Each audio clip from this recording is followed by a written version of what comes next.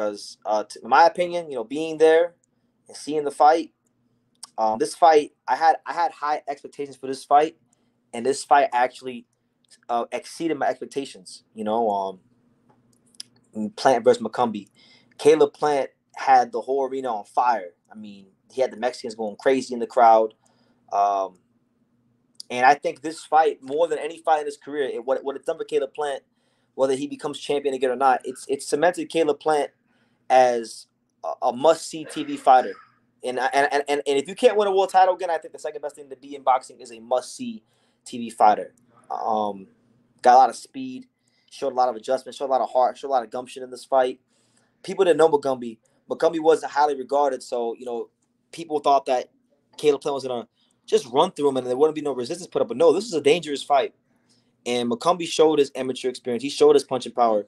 And he's put himself in line back for some big fights at 168. If you look at the landscape of 168, as far as what Caleb Plant, what could be next for him, I mean, look, obviously he's closer to a Canelo fight now. But, I mean, look, apart from Canelo, you got guys like, let me see. He's probably not going to fight anybody outside PBC, so maybe if Vladimir Shishkin wins for the IBF title, I could see Caleb Plant fighting the winner of Vladimir Shishkin, William Sco for the title. And if not that, I'll say this: Caleb Plant, and this goes to my next talking point. Caleb Plant, I think, has put himself back in the running for Canelo Alvarez rematch. Why? Because Caleb Plant his value as a fighter has actually increased tenfold since the Canelo Alvarez fight. He lost Benavidez, but he put up a good fight in that fight. In between, he knocked out Anthony Durrell in a devastating fashion. And then now this fight right here, I mean, you guys should have seen. I wish some of you guys could have been in the arena to see just how on fire he had the building. Mexicans, Caleb Plant has a bit of a Mexican fan base now, so much so to the point where when he goes out to events like back in August, back last month at the Crawford fight, Ahmed El Bialy tries to start some stuff with him, and you get like 6 Mexicans jumping Ahmed El Bialy for Caleb Plant. He is beloved by the Mexican boxing community. So I think that I don't think he's the first option for Canelo, because Canelo kind of downplayed it at the press conference when it was asked to him about doing the Plant rematch.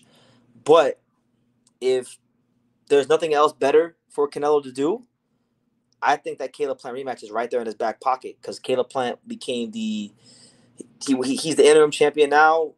I would fully anticipate that he winds up being elevated to the regular champion. And then what? If he's regular champion, that means he's basically Canelo's mandatory. And I think Canelo would actually oblige that mandatory, because they've grown a liking to each other.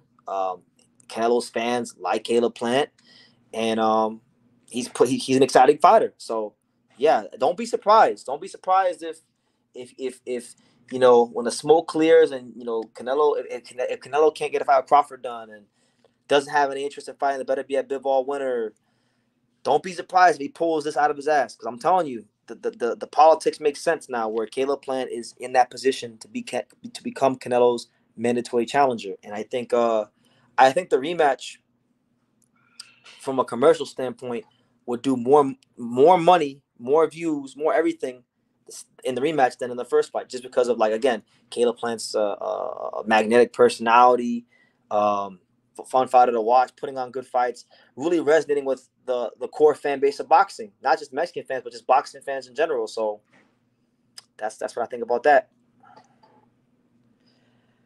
MEZBX says, I don't want to see Plant fight Canelo again. I have no interest in it at all. I know, but I'm just saying it's in his back pocket. It's in his back pocket. Don't be surprised. Mexicans have adopted Caleb Plant. Exactly. I know. When I was at the weigh-ins, when he came out for the weigh-ins, got a big ovation from the Mexican fans. When he got to the Grand Arrivals, got a big ovation from the Mexican fans. I'm telling you, you guys can choose to believe me or not believe me, but it's a thing right now. Nah, Plant loses again to Canelo. They both won the fans that night. Mccumby and Plant both raised the top. Yeah, Trevor Mccumby was 28-0 coming into this fight.